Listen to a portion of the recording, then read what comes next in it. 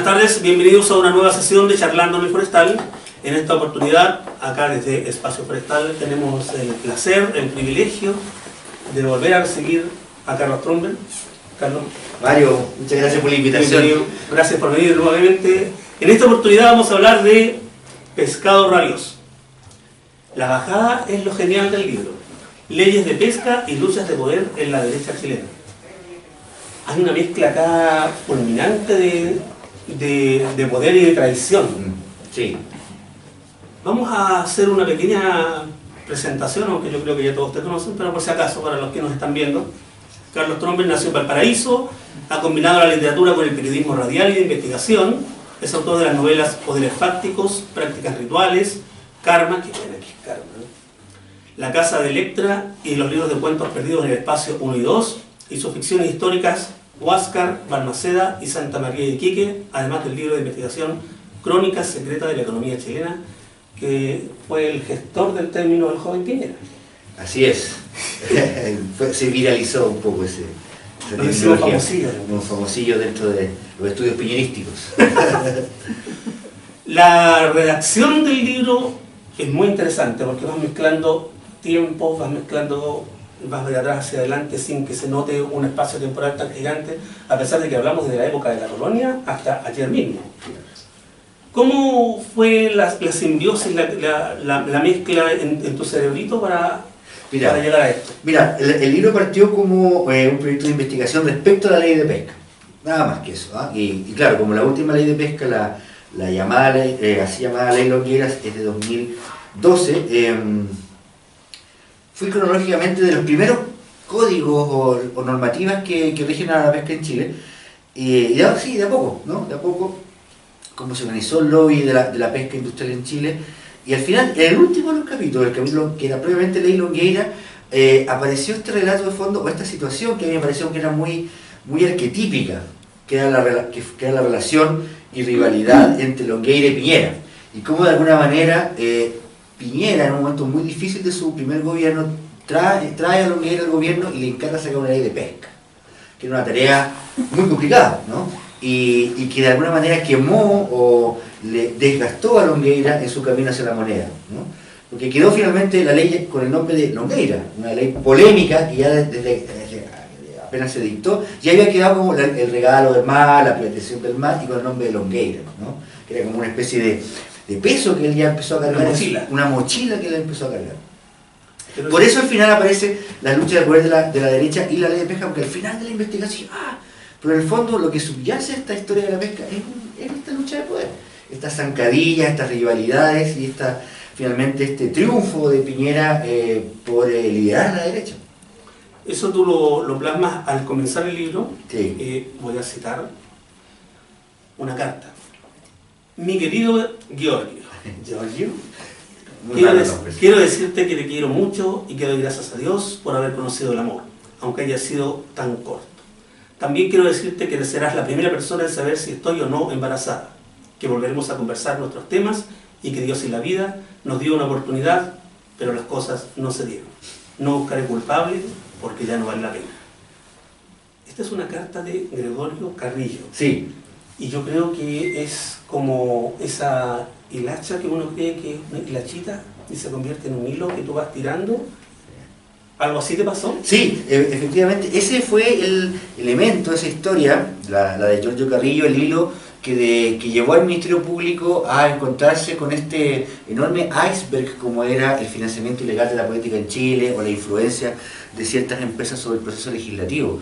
Y eso parte de algo muy trivial, como era esa historia de amor, pasión y de traición que había entre una diputada y su asesor. La diputada Isasi. La diputada Isasi, una diputada de Iquique, que había cambiado de RN a la UDI, viceversa, independiente, un personaje muy singular. Y esa es la casualidad de todo esto, ¿no? Que en Chile nos hayamos enterado, como ciudadanos, que el proceso legislativo y la política y las empresas tenían toda esta convivencia media turbia, por una cosa tan trivial como tú dices, una mancha, era ridículo. Les explico un poco. La diputada acusa a su jefe de prensa o ex jefe de prensa de robarle plata, y viceversa, el ex jefe de prensa la acusa a ella de recibir platas de Corpesca, de una empresa de pesca, cuando ella tramitaba o lideraba la tramitación de la ley de pesca en el Congreso, en la Cámara de Diputados. Entonces eso es lo que abre la caja de Pandora, no solamente del tema de la pesca, sino que de la política en Chile en general.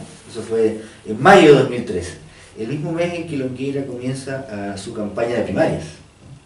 Entonces, todo esto nace, para explicarlo bien simple, como la perplejidad y el asombro que se produce cuando uno abre un poco este tema de la política en Chile. ¿Cómo se hace la influencia? ¿Cómo se discuten las leyes? ¿Cómo finalmente favorecen a unos y perjudican a otros? ¿No? Nosotros fuimos muy inocentes, creo yo. Mucho tiempo fuimos muy inocentes, volvió la democracia y nos hacíamos muchas preguntas porque, volvió la democracia, entonces dejemos que la democracia funcione un poco, así, no metamos mucha mano. Y las instituciones funcionan. Y las instituciones se vayan así como decantando. Y resulta que durante ese lapso de inocencia nuestra como chilenos y ciudadanos, que son casi 20 y tantos años, ¿no? 90, 2000, 2013, casi 25 años en que no nos metimos mucho en la política. Dejamos que los políticos le hicieran. Votábamos, ¿no? Y muchos de nosotros hasta nunca nos enteramos mucho de cuál era el proceso legislativo, cómo las leyes pasan por comisiones, se aprueban, vuelven a la otra comisión y cómo se hace el lobby, ¿no? Esa es la sorpresa con la que yo me encontré investigando la ley de pesca. Y la ley de pesca es otra cosa. Sí, la ley de pesca no es solo una ley de pesca. La ley de pesca no es solo una ley de pesca en el sentido de que regule cómo acceden las empresas, las grandes empresas y las cooperativas o asociaciones de pescadores artesanales a los recursos del mar. No fue solamente eso, fue toda una estructura de poder la que quedó ahí, ¿no? Y cómo se negocian las leyes, como te decía. Cómo los diputados de los distritos pesqueros reciben favores, dan favores, ¿no? Y uno se pregunta cómo es en los demás sectores de la economía, cómo ocurre con el agua, con la minería, con los puertos, ¿no? Uno no se lo quiere imaginar. Claro, y debiéramos, para no sacarnos la suerte entre gitanos. Esto es así, veamos a quién apoyamos y a quién no apoyamos en las elecciones, ¿no es cierto? Que los debates sean más elevados, ¿no? Claro. Tú partes con esta bomba que nos explotó a todos, sí. Yo creo que no solo a ti. Y luego, como te decía, vas mezclando y volvemos hacia atrás y volvemos hacia atrás, sí, a las cavernas mismas. Voy a citar nuevamente. Durante siglos, pescar en Chile fue una labor marginal. Solo los pueblos costeros se alimentaron sustancialmente de pescados y mariscos. En el resto del país, en las ciudades y pueblos de los valles centrales, se consumía pescado de río y bajo estricta vigilancia para evitar intoxicaciones. Bueno, ustedes vieron cómo se secó la laguna Aculeo, ¿no? La laguna Aculeo fue el primer lugar donde la población de Santiago, la población colonial de Santiago, consumía pejerreyes. Las pejerreyes que llegaban a Santiago colonial del 1600 venía de la laguna Aculeo y ya no hay, se secó la laguna Aculeo. Nos encontramos con que se secó la laguna, que ya no hay pejerreyes, que eso ya es cosa del pasado. Cuando se empezaron a tramitar la ley de pesca, Chile capturaban como 7 millones de toneladas en Chile. Se capturaban como 7 millones de toneladas de pescados y mariscos. Y ahora se capturan 1,6 millones. O sea, la disponibilidad de pescado y marisco en Chile disminuyó en esa proporción brutal, ¿no? ¿Por qué? Porque nunca se reguló bien. No, nunca se reguló. Nunca se reguló correctamente. Y la primera regulación, así como la primera regulación pensada para evitar que colapsaran las especies fue precisamente la ley Merino, una de las últimas leyes que se dictaron durante la dictadura militar, durante el último de los periodos de dictadura militar. Fue esa ley. A última hora. A última hora, pero fíjate que era una ley bastante previsora y desde el punto de vista, solo para ojalá, a la luz de lo que pasó después, era una buena ley. Sí, a lo mejor. ¿Por qué era una buena ley? Y eso es lo más triste de todo. Porque una dictadura, y eso es lo espantoso, es más inmune al lobby. Claro, o sea, están los abogados, juristas, base o académicos que participaron en esa, obviamente todos de una sola tendencia política, pero dentro de esa tendencia política tenían matices de la visión respecto a los elementos jurídicos y económicos de los peces. Y tal es así que no le gustó al lobby pesquero, no le gustó a la industria pesquera, que esta ley, la llamada ley Merino, que no tuvo mucho que ver con Merino, sino más bien como con la tutela de un almirante sobre las discusiones, tenía la posibilidad de licitar la cuota de pesca. Que las especies pesqueras, cuando pasaran por un periodo de restricción, para evitar que colapsara la población de peces, ¿no? Una veda administrativa, para permitir que las poblaciones de peces se recuperaran, ¿no? Demográficamente, la ley Merino contemplaba que esa recuperación, supongamos si pasamos de, no sé, 500.000 toneladas de jurel, se recuperó a 700.000, esas dos, porque no se capturó, se permitió que nacieran más pescaditos, ¿no es cierto? Esa población de recuperación se licitara, como cualquier acceso a cualquier bien de uso público. Y eso era el terror para la industria. Y para el señor Angelini.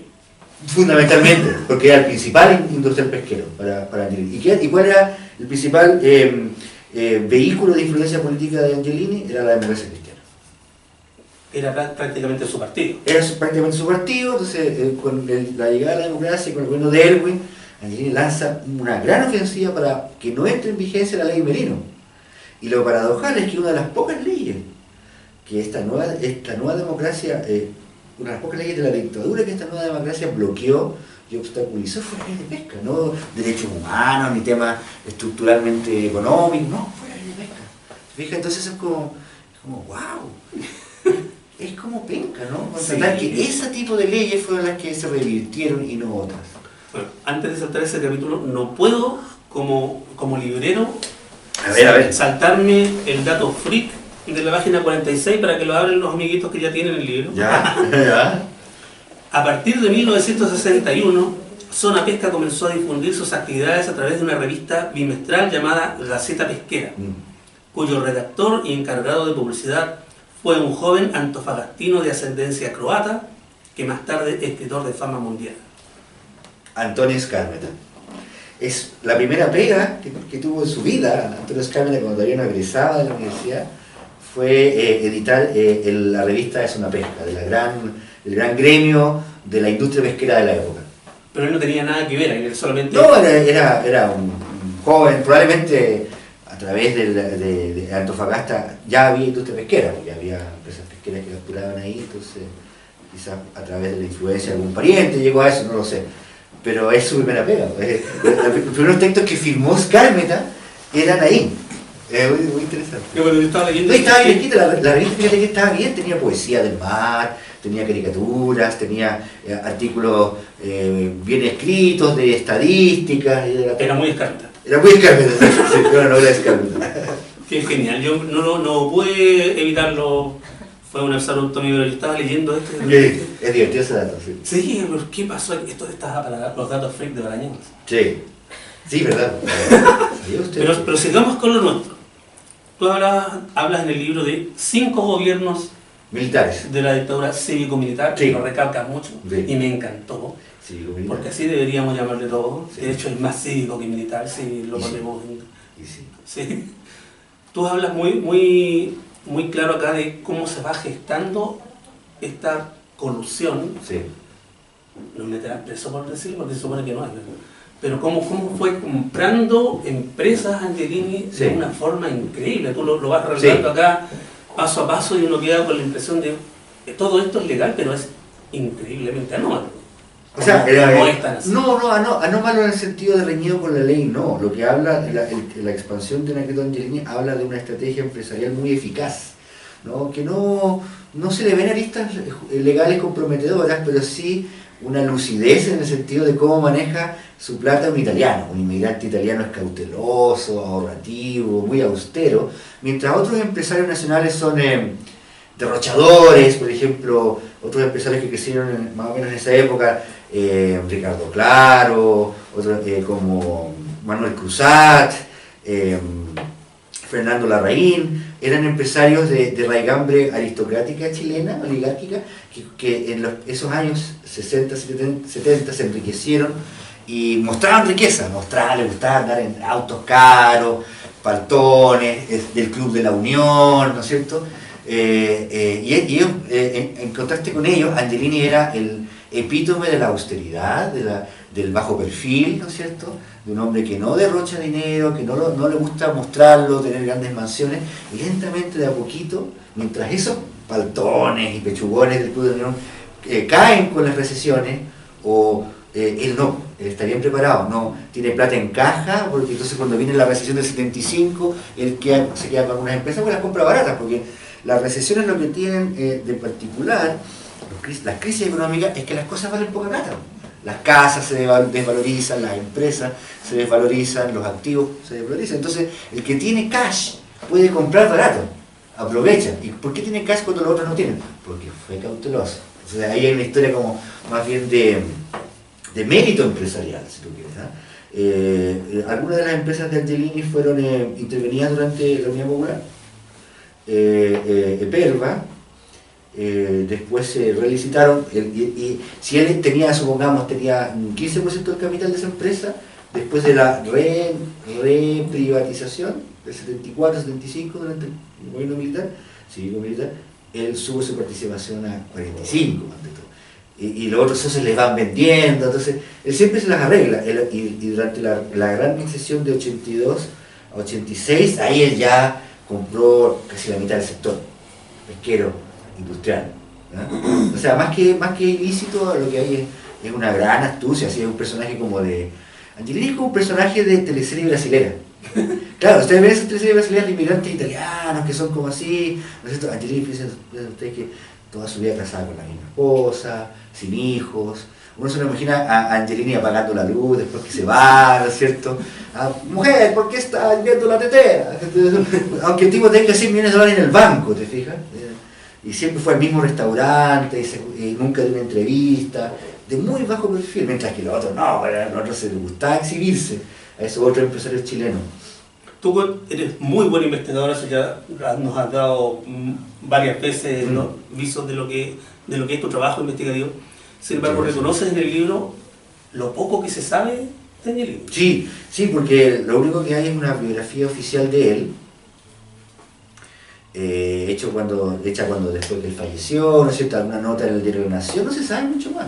Se sabe que él nació en Ferrara, y la historia es la que él mismo cuenta, que él nació en Ferrara, que es el norte de Italia, noreste de Italia, y que estuvo en la Primera Guerra Mundial y que se estableció en Abisinia, ¿no?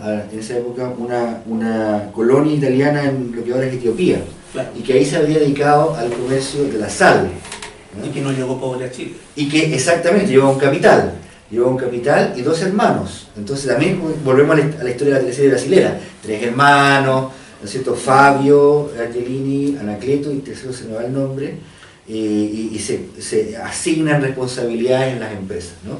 Entonces, y ahí cuenta que estuvo en la Segunda Guerra Mundial, fue hecho prisionero por los ingleses. Esa parte es muy turbia, ¿no? Es muy poco clara cómo sale. La cosa es que llega el 48 a Chile. Y como en todas las historias de inmigrantes italianos, de otras nacionalidades, se mete en la colonia italiana para buscar socios y esposas. Y es la teleserista, ¿no? Entonces se asocia con un señor, no ceda, y se casa con la hija de ese señor. Y sellan la alianza, la primera. No, si es teleserie total. La familia. Es la familia, sí.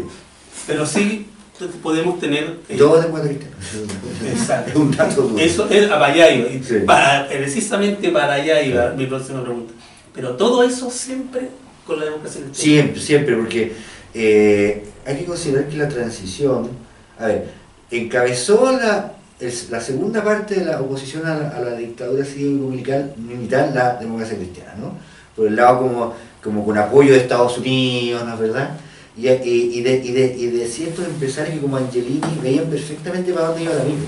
Angelini y Luxich en ese sentido sabían para dónde iba la micro, entonces le ponen ficha a lo que era la Alianza Democrática o la protoconcertación, ¿no? Claro. A partir del 86 ellos empiezan a poner recursos, ¿no? Ayudan a fundar el diario La Época, el primer periódico de oposición a la dictadura militar, una posición moderada, centrista, del gusto de Estados Unidos, del establishment financiero, ¿no? Porque era muy importante que se asentara la idea de bueno, Pinochet ya no servía para mantener el modelo, era un estorbo, dictador, o sea, impresentable, moría gente, ¿no es cierto? Entonces para el establishment financiero mundial era como, hay que ayudar a sacar a este hombre. Pero piola, no con un quiebre institucional, sino que a través de quién? De la democracia cristiana. Eso es como un hecho, pero, es sustancial. pero tenían fichas que jugar después muy importantes. Por supuesto. Cito nuevamente, Daniel Matamala señala que durante los 10 años siguientes al 11 de marzo de 1990, la Subsecretaría de Pesca sería un fondo exclusivo de la democracia cristiana, el partido que Angelini conocía como propio. Como propio, exactamente. O sea, la democracia cristiana... Sí, sí. ¿Otra vez? Sí, bueno, es que, mira, es que, a ver, es que nosotros tenemos que volver a las raíces históricas de todo esto y eso es difícil porque la historia es como, se va para atrás y aparece otra cosa y otra cosa y otra cosa. Hace poco desapareció la revista Punto Final, ¿no? Y la revista Punto Final, en los años 60 de su fundación, tenía, bueno, una retórica súper de ultraizquierda, ¿no es cierto?, identificada con Cuba y el antiimperialismo, que ahora suena un poquito naif, ¿no es cierto?, pero tenía una línea de periodismo de investigación que no era muy distinta a lo que ahora es CIPER, ¿ya? Entonces, con las técnicas de la época, que eran mucho más precarias como la informática, ahora que uno llega rápido a los archivos, en esa época con la lentitud de tener que pedir los archivos a la Superintendencia de Valores, a la Bolsa de Valores, recomponían el mapa del poder en Chile, mapa de poder financiero, me refiero, los bancos, sus directorios, y cómo se cruzaban este mapa del poder antiguo chileno, que ya no existe, no es el mismo de ahora, ¿ya? Y cómo se cruzaban ciertos intereses de la democracia cristiana con empresarios que estaban, por ejemplo, las oficinas de ingeniería que hacían construir el túnel Lo Prado, el metro de Santiago. Eran todos contratos de Frei Montalva, grandes contratos de desarrollo de obra pública, gigantescos. O sea, obra pública que en esa época el fisco, no como ahora que gasta el gasto fiscal es en funcionarios o en marketing, en esa época el fisco gastaba en una torre Entel, ¿no? O sea, una obra, ¿no? El túnel Lo Prado, ahora son obras licitadas, ¿no? Además, la operan privado, está operada el túnel Lo Prado y la ruta 68. Bueno, aquí voy, y que eso creó todo un mundo de empresarios cercanos a la democracia cristiana. Ahora la democracia cristiana es como la sombra de lo que fue. Está bien así de la batalla. Sí. En cambio, en esa época, el modelo económico de Frei Montalva era incentivar la economía a través de las obras públicas y del sector de la construcción. Por eso hay tanta vivienda social vivienda social para la clase media, ¿no es cierto? Y todo eso eran empresas constructoras muy cercanas al poder político. Por ejemplo, Pérez Zújovich, ¿no? El ex ministro de asesinado durante Allende, ahí se me cruzan los cables. Pérez Zújovich, como te decía, las empresas de construcción vinculadas al Lo Prado y las pesqueras, porque las pesqueras también reciben apoyo de la Corfo para desarrollarse, ¿no? Las pesqueras también atravesaban, de repente se quedaban sin anchovetas, estoy hablando de los años 60, y llegaba la Corfo y les daba, o el Banco del Estado. Entonces había veces en que el director del Banco del Estado era el director de la pesquera, se prestaba plata. Entonces la corrupción en Chile y el cohecho es culpa del neoliberalismo. Perdón, estamos hablando de una época súper, hace casi medio siglo, en que es el poder, es el juego de tronos, el poder financiero, el poder económico y el poder político que se entrecruzan, ¿ya? Entonces ahí comienza la influencia de la pesca y la influencia de Angelini en los años 60. Y ahí nos metemos directamente en política. Y ahí nos metemos en política, exactamente. Con Longueira como generalísimo y estratega, Lavín logró lo que ningún otro candidato de derecha había rozado siquiera: forzar a una segunda vuelta presidencial y poner en jaque a la Concertación. No eran muy amigos, ¿ah? No, mira, la historia de Longueira, la historia de Pablo Longueira cruza el libro porque en la medida que investigaba la ley de pesca de Longueira y en medida que iban apareciendo los rasgos que uno había escuchado más o menos en el periodismo, con los rasgos de personalidad de Pablo Longueira, a mí como escritor se me fue configurando un personaje literario llamado Pablo Longueira.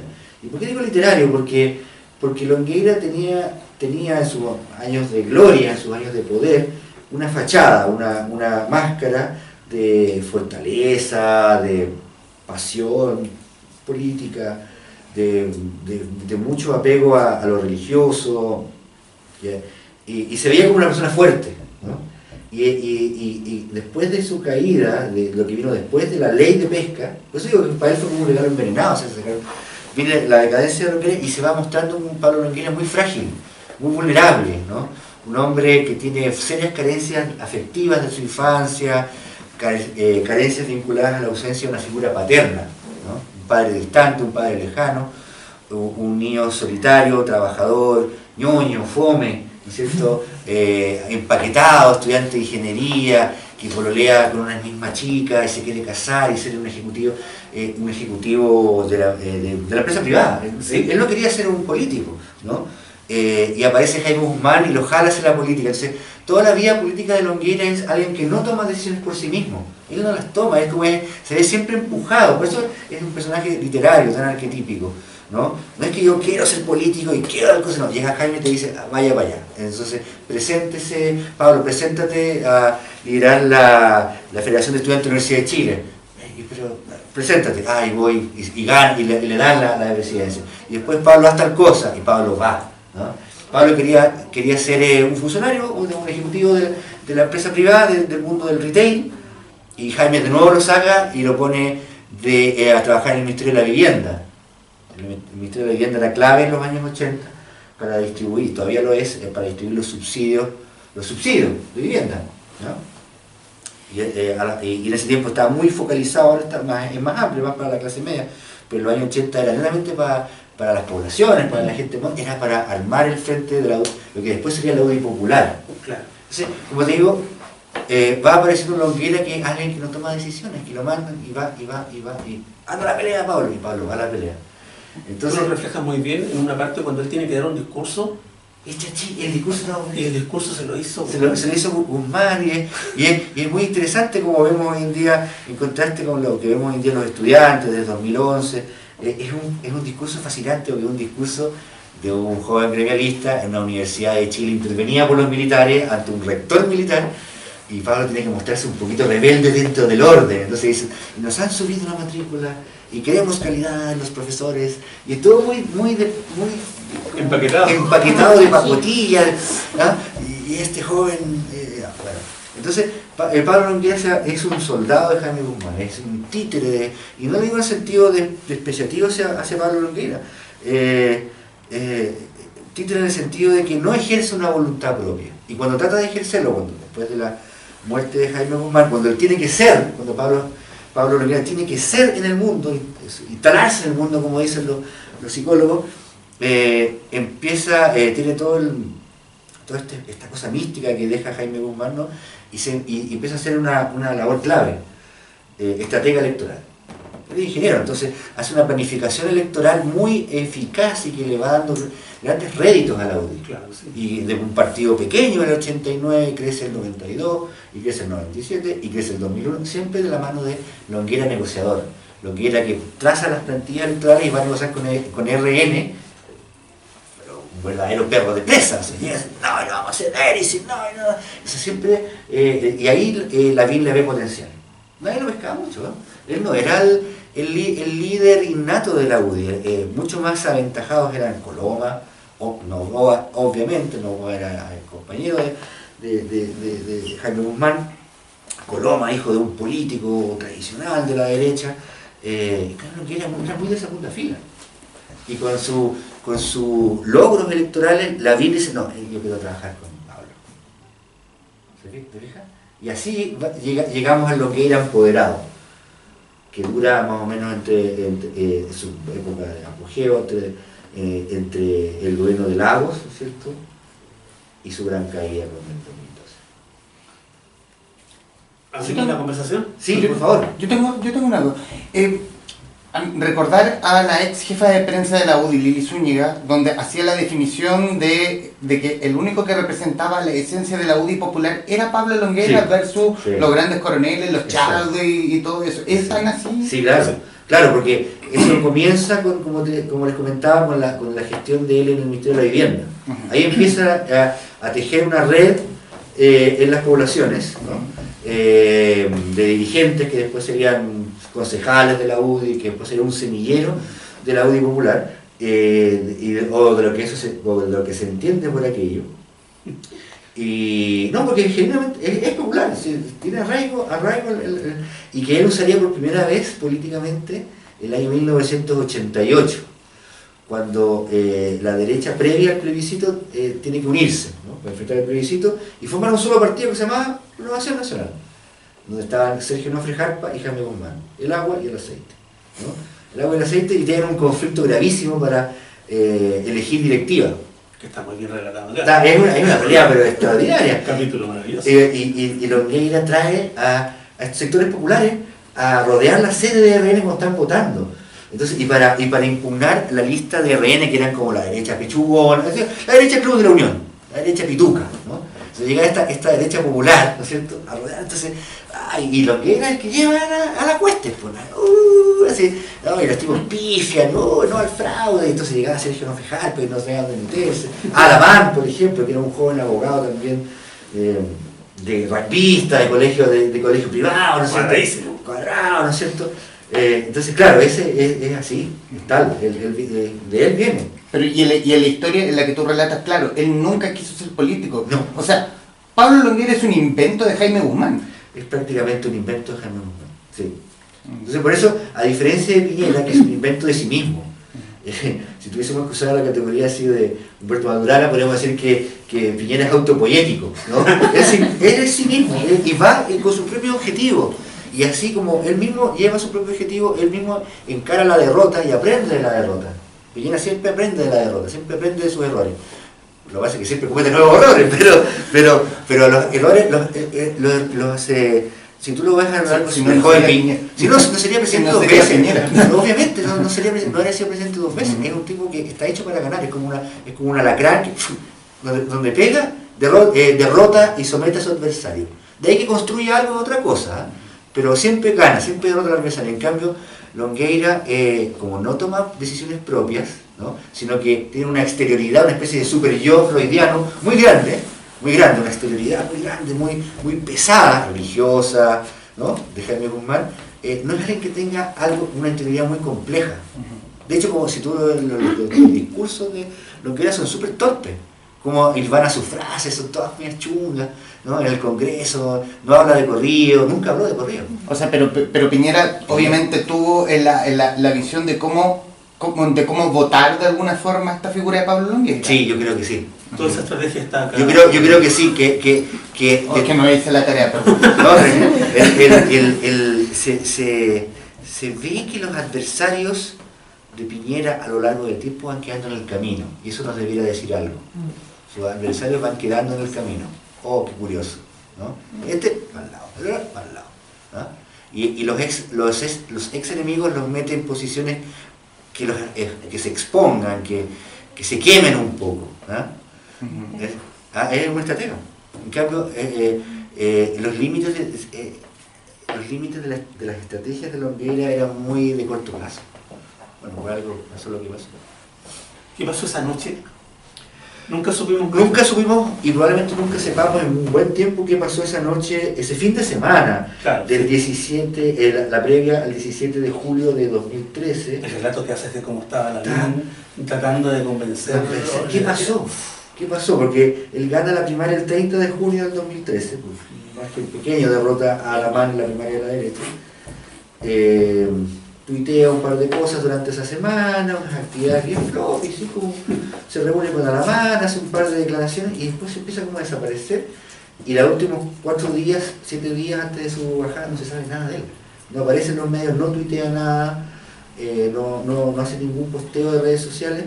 Y el miércoles, claro, como tú dices, el martes en la mañana, Lavín, que era su generalísimo, tiene que salir así como sale en la mañana tenían que juntarse con los diputados de RN y no llega Longueira. Lavín da unas explicaciones medias poco creíbles, dice que se tiene que reunir con el presidente. ¿Qué significa reunir con el presidente? ¿A propósito de qué? ¿A propósito de qué? ¿No? Por ahí decía que era para reformar el sistema binominal, muy popular.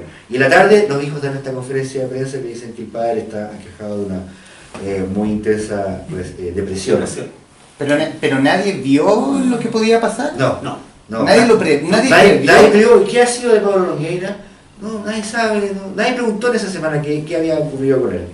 Y ese fin de semana, bueno, ex post, después que queda esta tremenda bomba política, ex post los periodistas dicen, no, se le vio muy delgado, el fin de semana se le vio mal, pero no dan mayores explicaciones de qué le ocurrió. Y de ahí en adelante también ha sido un silencio absoluto. No hay nadie que dé una declaración de si lo vio, si supo algo de él, nada. No, sí, todo queda envuelto en el misterio. El día siguiente de la bomba, la derecha necesita urgentemente un candidato a las presidenciales, pues se quedaron dos seguidos, pues Goldberg se baja, se baja Longueira, entonces ahí está la carrera para buscar un candidato, y es muy curioso que el día siguiente de la bajada aparece Piñera en un material de televisión. Feliz, Radiante. Radiante, realmente no parecía un presidente que no tiene sucesor en ese momento, no tiene continuidad el proyecto de la derecha y él parece que le da lo mismo, muy raro, ¿no? Entonces dice, ¿y quién puede ser? Le preguntan en el programa, ¿quién puede hacerse cargo de la candidatura? Yo creo que Evelyn sería muy buena candidata. Y en todo caso, y esto es terrible, o sea, si tú lo lees, yo lo leo entre líneas, dice, lo importante es que sea un candidato con convicciones, no como esos candidatos que hay que ir a buscarlos y a pedirles que lo sean. Que son capaces de asumir su responsabilidad, como diciendo este hombre que deja votar a su gente después que la gente lo eligió y se arranca, huye. Eso es muy freudiano, es huir del escenario, es como un pánico escénico, ¿no? ¿Y qué pasa para que haya tenido un pánico escénico? Un hombre que tenía 30 años de carrera política. ¿Qué le puede haber causado un pánico escénico? Cuando sepamos eso tenemos otro libro. Bueno, estamos prontos a la formalización del caso de ese bueno, que es el momento de la verdad para Longueira. Él no está formalizado por ley de pesca, no hay ninguna, por la ley de pesca él carga con esto de la privatización del MAI, las 7 familias, bajo el rótulo de ley Longueira, pero no hay nada contra la probidad que él haya cometido como ministro de Economía, pero sí como parlamentario. Este le está formalizado por cohecho en cuanto parlamentario, por estos correos con tesis de ese bueno. Y esa formalización va a ser la próxima semana, entiendo. Sí. Ahí es el momento de la verdad. Sí. La cantidad de años van a decir prescrito. Bueno, claro, hay un horizonte de tiempo, sí. Se han tomado tanto tiempo dilatando que... Fíjate que el caso de Orpis, ¿no? Orpis se le va a pedir... Chivo expiatorio, llamémoslo. Claro, el chivo expiatorio porque no hay nadie más sometido a ese rigor de la ley. Orpis está formalizado por 3 delitos: cohecho, fraude fiscal y esta cosa de las boletas, así como fraude fiscal reiterado. Las boletas truchas. Cohecho y es lo que tú dices. Entonces, por los 3 delitos se les suman y les daría 20 años. 21 aquí hay una pena fuerte. Pero claro, como no tiene unas penas anteriores... Reprochable conducta. Claro, entonces va a tener una pena remitida, no va a poder presentarse a cargo, ni salir del país, ni presentarse a cargo público, durante como 10 años. Claro. La diferencia es la fiscal que estudia. Sí, pues la Jimena Chong versus el Gómez. Hace una pega exhaustiva. Ella es de verdad. Claro. Y no se va de vacaciones. No se va a dar. No se va de vacaciones como ella, ¿no? Claro, más. ¿Alguna otra pregunta, algún otro comentario? ¿Alguien leyó el libro y le haya llamado la atención? En entrevista menciona a Orpis como el gran cordero de Dios, que en el fondo, el que quitó el pecado de la derecha chilena. Claro, el que va a cargar con todo. Es que eso es. Ahora, claro, hay que ver cómo no hay políticos muertos, hay políticos que han pasado por la UTI y después vuelven, ¿no? Como el dicho ese que se han visto muertos cadáveres caminando. Claro.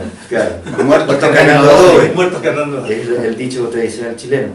No es descartable que vuelva, pero igual una condena es una condena.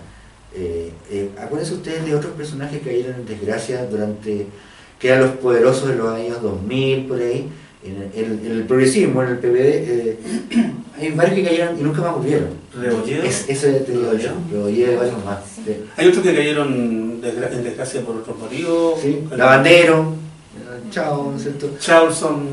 Sí. Claro, Charlson desapareció en acción, entonces una figura política en Chile, hoy por hoy, con toda la mediatización, después de una condena, es difícil que vuelva por lo menos a la primera línea, o a veces se presentan a las elecciones y pierden, ¿no es cierto? Varios han tratado de volver al Parlamento después de un periodo malo y no pasa nada.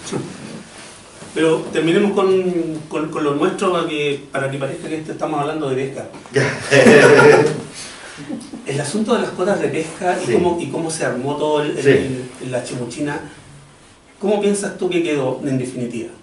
A ver, yo creo que o sea, no resiste mucho análisis que se regalen las cuotas de pesca y que las cuotas de pesca sean renovables automáticamente, porque en el fondo es regalarle una renta económica a un empresario a cambio de nada, no porque tenga méritos empresariales, que yo creo que no se puede argumentar que sea una buena gestión económica, financiera, laboral, no, simplemente el Estado le regala una cuota porque estaba ahí, porque viene pescando. Las cuotas y la responsabilidad de administrar, acceder a una biomasa que tiene un valor económico, es una responsabilidad, entonces no puede ser para siempre la cuota de pesca, ¿no? Perdón, la licencia pesquera, no la cuota. La licencia es renovable cada 20 años y que no haya competencia real. Si una empresa que está a cargo de o que tiene, por ejemplo, este trozo de litoral, si tú tienes esta cuota y se la restringen porque los peces están entrando en un estado de peligro, de extinción, ¿no es cierto? Y esa empresa colabora a que se recupere la población, ¿no? Y por lo tanto tiene méritos para ganarse la licitación, ¿no? Tendría méritos para seguir operando, pero la ley Longueira lo que hace es regalar efectivamente el derecho a pescar.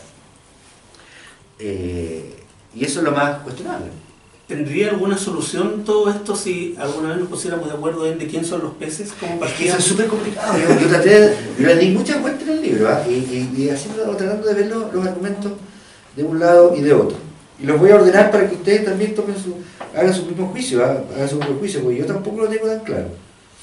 A ver, las especies del mar, los pescados, los peces, o sea, cuando nada son peces, ¿no? Se pueden comparar con los pájaros. ¿De qué son los pájaros?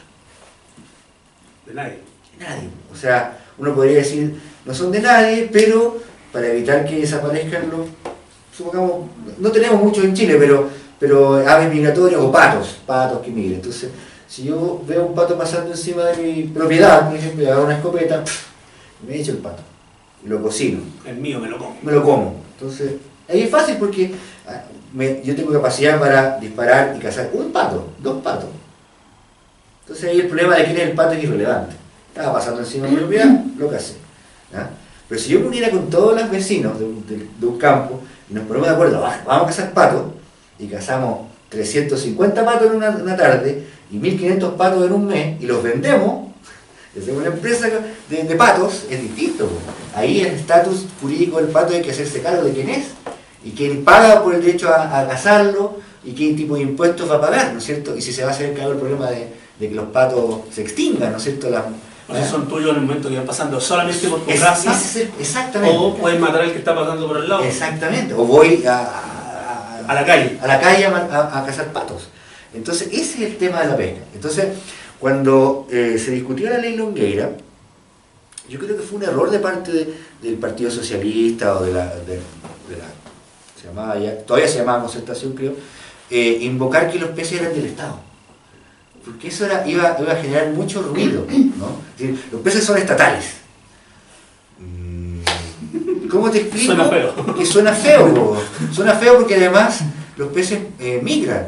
Los peces migran. Entonces, no están estáticos. No están estáticos, entonces una vez que el pez, si Chile hubiese reivindicado que eran del Estado chileno, y una vez que pasan la línea con el Perú, o sea, entonces los peruanos iban a decir, y más encima los chilenos nos roban el pisco y se roban los cureles, y dicen que son de ellos. Tendríamos un problema internacional, y lo mismo podrían decir las otras naciones del Pacífico, donde los cureles dan un círculo, digamos, es una especie pelágica, una especie de migratoria de grandes cardúmenes. Entonces, muchos parlamentarios de la oposición se empantanaron en ese argumento de si eran estatales o de nadie, cuando lo que había que hacer claramente es lo que tú dices. Este señor tiene este territorio, puede acceder a él dentro de estas condiciones, pagando estas patentes y estos impuestos, a cambio de extraer peces y generar rentas económicas de ellos, ¿no? Pero la ley de pesca no dice eso. Sí, en Sí, parte porque dice... yo le he hecho un cortito que después te voy a contar. Sí, no, sí dice Me eso. tocó leer la ley de pesca completa, aparte engorrosa que es una maraña. Sí, una maraña. Una maraña. Delimita claramente Sí, eso lo hace. zona Sí, lo de hace. pesca, Sí. ¿no es Sí, cierto? lo- Y quiénes pueden acceder y cómo renuevan los contratos Sí. y todo eso. Está Sí. todo eso. Eso está en la ley. Sí. Lo que se cuestiona es que, o sea, los expertos y lo que se debatió en su momento era por qué se elimina la facultad de licitar cuota de pesca, licitar el excedente de pesca que las distintas empresas puedan ofrecer condiciones de pesca sustentables a través de una licitación.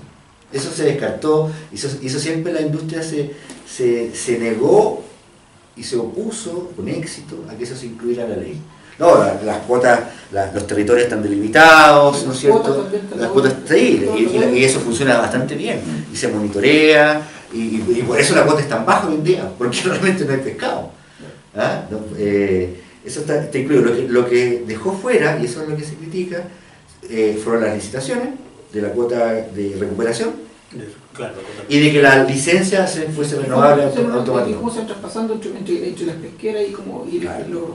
las embarcaciones que se van Sí. pasando y todo. Claro, y todo- Hay todo sí, un- no, todo y quedó- un enjuague que sí. es terrible. Sí, ese es el punto, ¿no? Si la ley, yo trato de mostrar en el libro que la ley no es que sea cavernaria, que sea un desatino total, ¿no?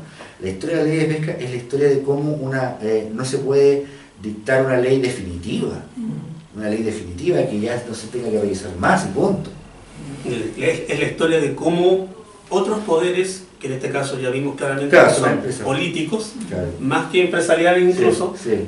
van por el costado boicoteando que se haga una cosa que uno diga ya, esto es, Y está y ordenado. Ta. Ahora salió una nueva modificación en la ley de pesca. Sí, pues se presentaron, se ha presentado, todavía no se presenta el mensaje presidencial, que Pero ya está como a tal. mí, a mí ya me llegó ya la... ¿Sí? Ya. Ay, está metido en el...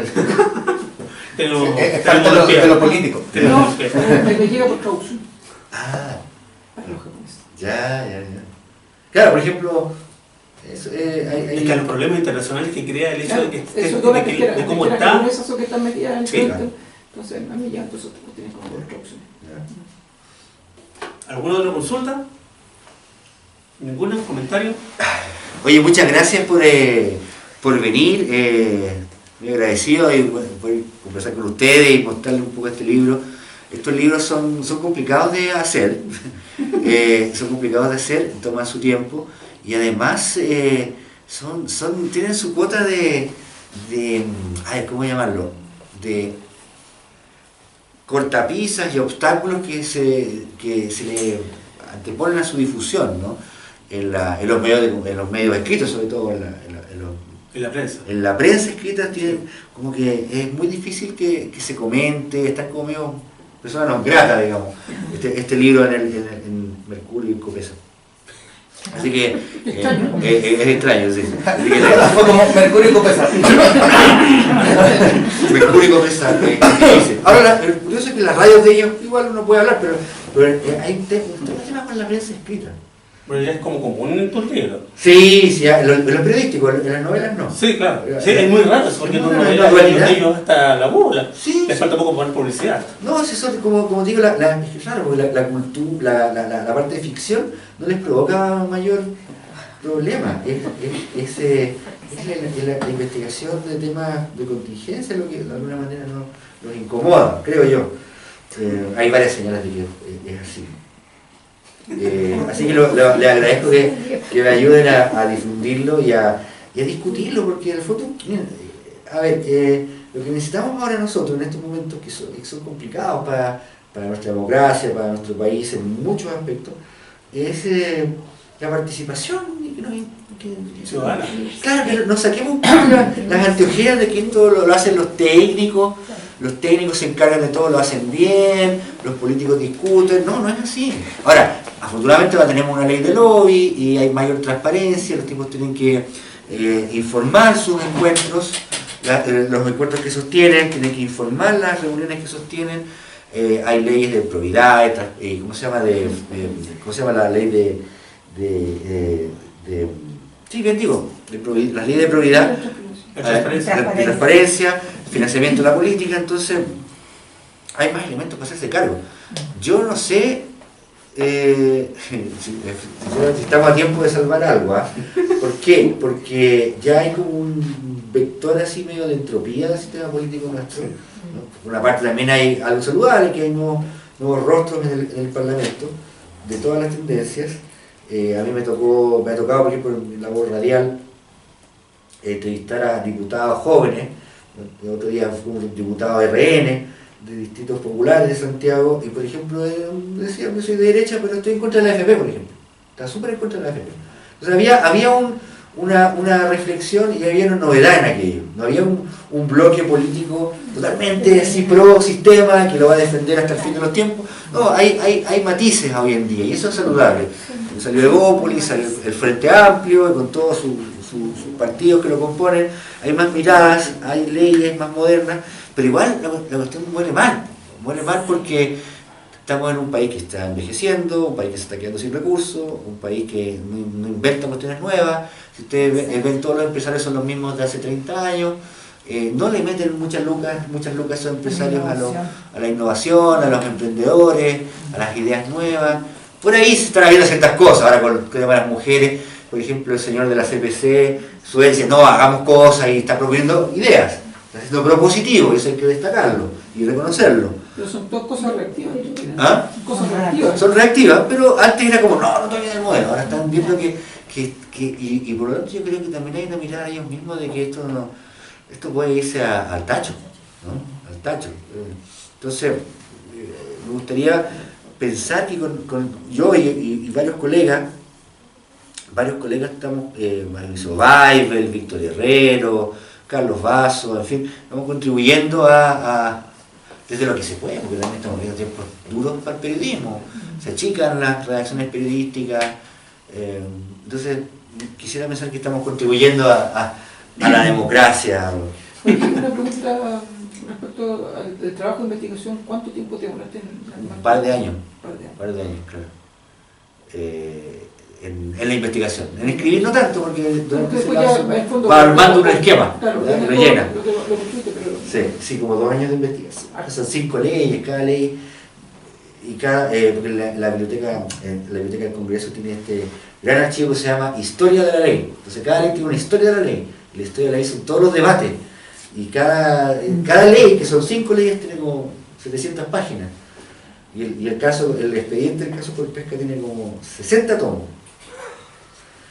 60 tomos, entonces por más que realmente son páginas y páginas de cartolas de banco, traspasos, colillas de depósito que dicen, mejor pisa, y Martis hace una boleta así de un recibo de un hotel, Martis hace tal día, o sea, entonces es mucha información, y la verdad es que lo más engorroso de esto es revisar.